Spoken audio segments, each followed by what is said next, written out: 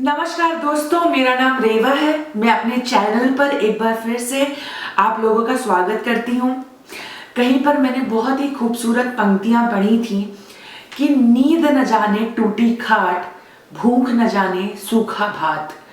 ठीक उसी प्रकार कहते हैं कि प्रीत न जाने जात कुजात। यह सत्य है कि प्रेम ऊंच नीच, जात पात, धर्म अधर्म नहीं देखता है, लेकिन यह बात किस हद तक सार्थक है, यही चर्चा का विषय है। यह सब बातें कहने सुनने में तो बड़ी अच्छी लगती हैं और कुछ हद तक यह सार्थक भी है, लेकिन इसकी अपनी एक सीमा है। जैसे कहते हैं कि प्यार अमीरी गरीबी नहीं देखता है। सही बात है, प्यार होना चाहिए। पैसे तो आप मिलकर भी कमा लोगे, लेकिन ध्यान रहे कि प्यार होना चाहिए।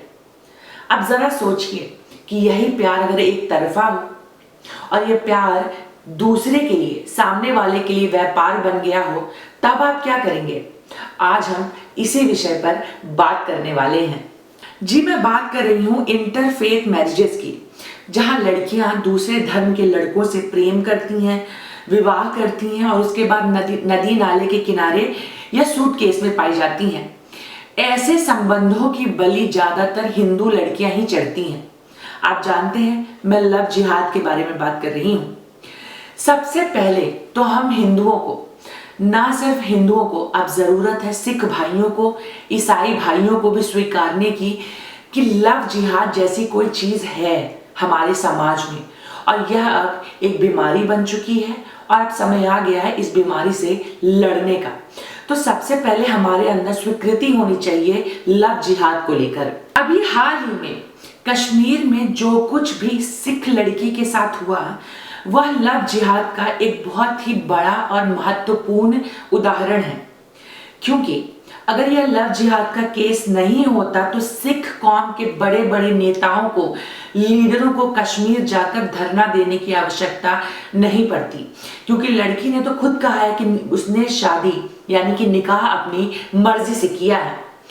ठीक उसी प्रकार केरल में ईसाई समुदाय के लोग भी, बड़े बड़े चर्चों के जो पादरी हैं, वो भी अपनी बच्चियों को बचाने के लिए अब आवाज बुलंद करने लगे हैं। वो भी जागरूक हो चुके हैं। बस एक हम हिंदू समाज के लोग ही हैं, कुछ हिंदू संगठनों को छोड़ करके, जो कि इस विषय में सोया हुआ है और चुप्पी साधे हुआ है। आइए बात करते हैं कि लव जिहाद की शुरुआत कैसे होती है।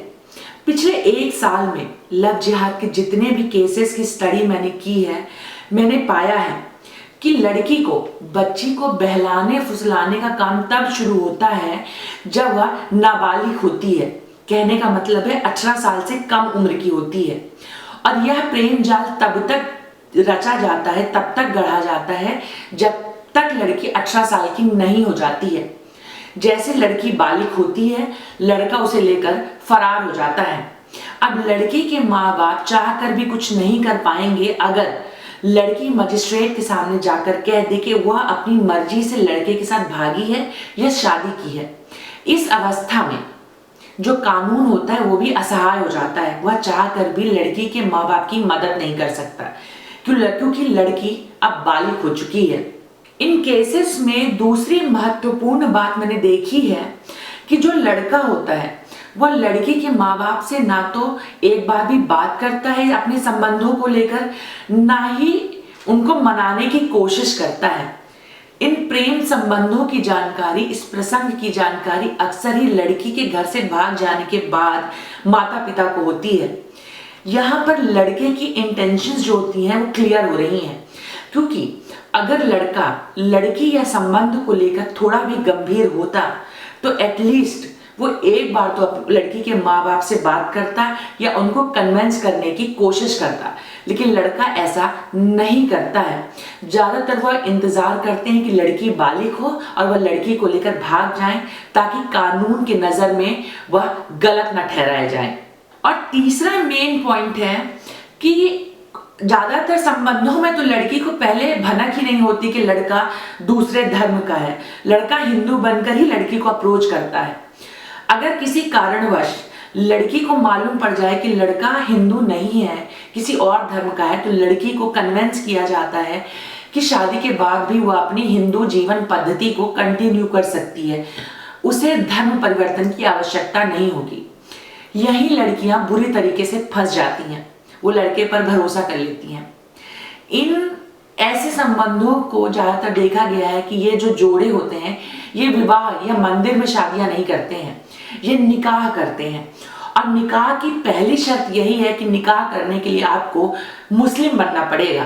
तो लड़कियों को ये समझना होगा कि अगर आपका प्रेमी आपसे कहता है कि शादी के बाद आपको मुस्लिम नहीं बनना पड़ेगा, तो वो आपसे झूठ बोल रहा है। क्योंकि अगर उसके इंटेंशन आपसे निकाह करने के हैं तो पहले आपको मुस्लिम बनना पड़ेगा, तभी निकाह होगा। और इस निकाह और धर्मांतरण के खेल में काजी भी बराबर से शामिल होते हैं। अंतिम और सबसे महत्वपूर्ण बात, इन मामलों में उतनी ही गलती माँ बाप की भी होती है जितनी गलती बच्ची की होती है। क्योंकि माँ बाप आजकल बॉलीवुड से इंस्पायर होकर सेकुलर बन गए हैं।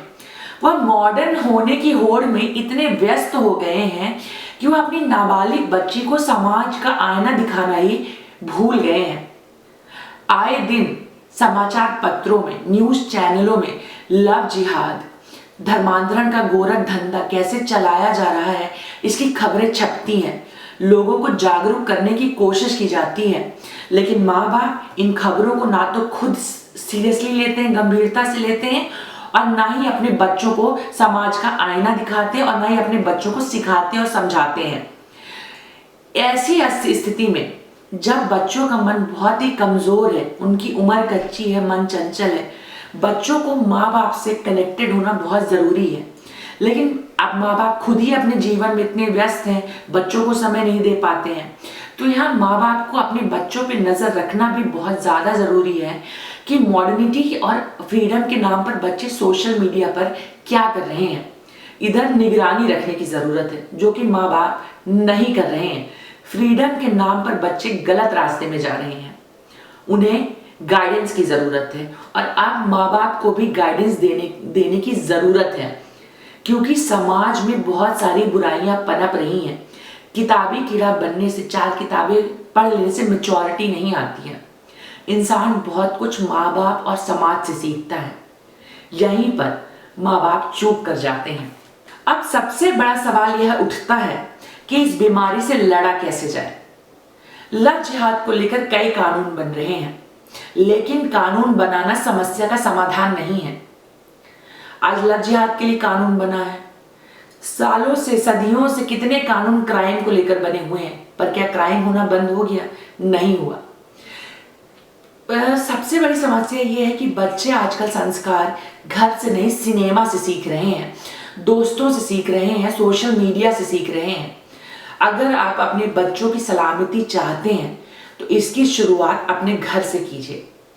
अगर आप चाहते हैं कि बच्चे लव जिहाद जैसी गंदगी में ना पड़े, तो आप अपने बच्चों को प्रेम, संबंध, समाज, संस्कृति, धर्म, अधर्म, इन सब का ज्ञान दें, उन्हें जागरूक बनाएं, अपने प्रेम, अपने धर्म के प्रति उन्हें निष्ठावान बनाएं। तभी जाकर आप इस गंदगी से, इस बीमारी से लड़ पाएंगे। मैं आपसे जाते जाते अनुरोध करना चाहूंगी कि सभी लड़कियों के साथ यह वीडियो शेयर करें। मैं बहुत सारी जानकारी के स्क्रीनशॉट आपके साथ साझा करूंगी, बहुत सारे केसेस के लिंक भी शेयर करूंगी। मैं सिर्फ आपसे इतना अनुरोध करना चाहूंगी कि इस वीडियो को ज़्यादा से ज़्यादा शेयर करें, ताकि बच्चियां जागरूक बन सकें। कोई गलती हुई हो तो माफ़ करिएगा, और अगर आपको कोई जानकारी हो इस विषय में तो कमेंट बॉक्स में ज़रूर मेंशन करिएगा। भारत माता की जय। जय हिंद। राम राम।